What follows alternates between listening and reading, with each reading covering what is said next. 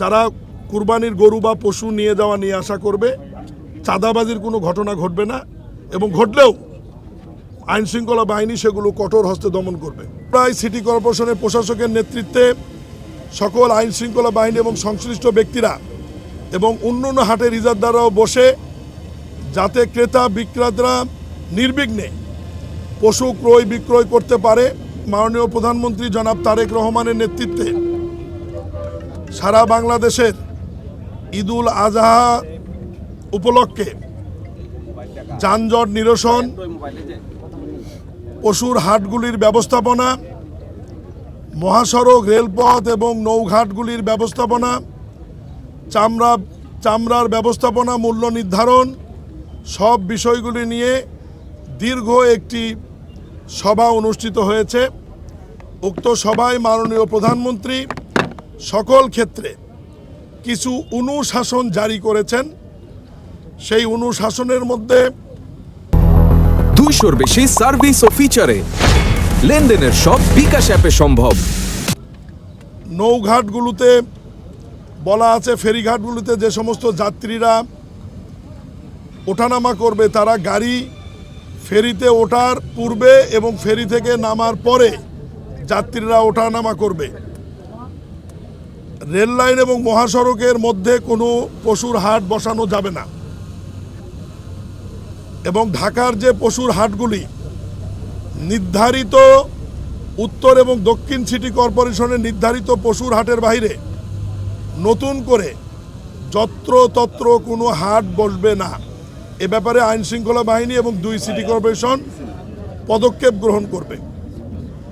এবং ওই মিটিংয়েরই অনুশাসন অনুযায়ী আজকে আমার নেতৃত্বে এই টিম আমরা গাবতলী পশুর হাট পরিদর্শনে এসেছি, এবং প্রত্যেকবারই এই হাটে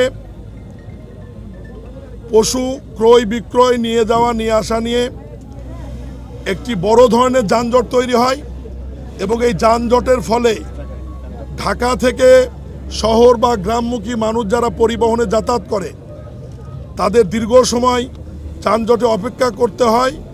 ফলে গাড়ির শিডিউল, কোচের শিডিউল সহ সব জায়গায় একটা বিঘ্ন তৈরি হয়।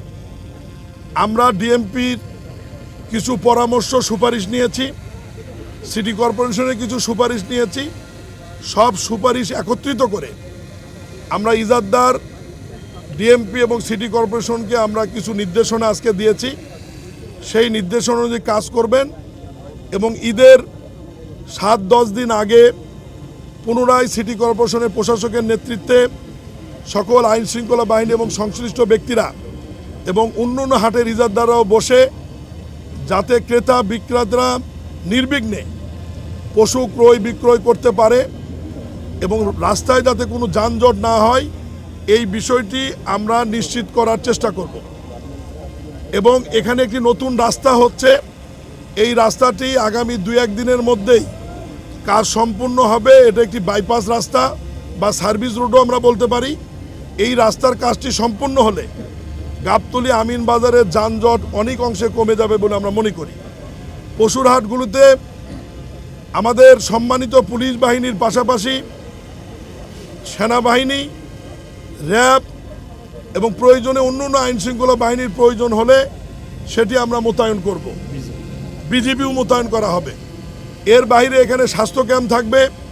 নকল টাকা যাতে কেউ ব্যবহার করতে না পারে, এটা ব্যাংকের লোক মেশিন নিয়ে এখানে উপস্থিত থাকবে, এবং পুলিশের আইনশৃঙ্খলা বাহিনীর পক্ষ থেকে অনেকগুলো ওয়াচ টাওয়ার থাকবে, এবং ইজারদার আইনশৃঙ্খলা বাহিনীর পাশাপাশি নিজস্ব ভলেন্টিয়ার নিয়োগ করবে।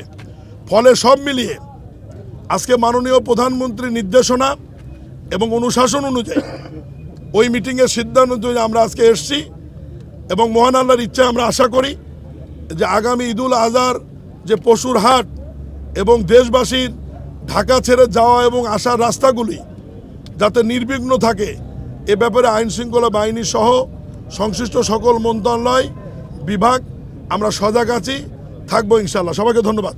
এটা মাননীয় প্রধানমন্ত্রীর নির্দেশে এখানে আসছি। আমরা সরকারের পক্ষ থেকে এইটুকু নিশ্চয়তা দিতে পারি যে রাস্তাঘাটে যারা কুরবানির গরু বা পশু নিয়ে যাওয়া নিয়ে আসা করবে, চাঁদাবাজির কোনো ঘটনা ঘটবে না, এবং ঘটলেও আইনশৃঙ্খলা বাহিনী সেগুলো কঠোর হস্তে দমন করবে।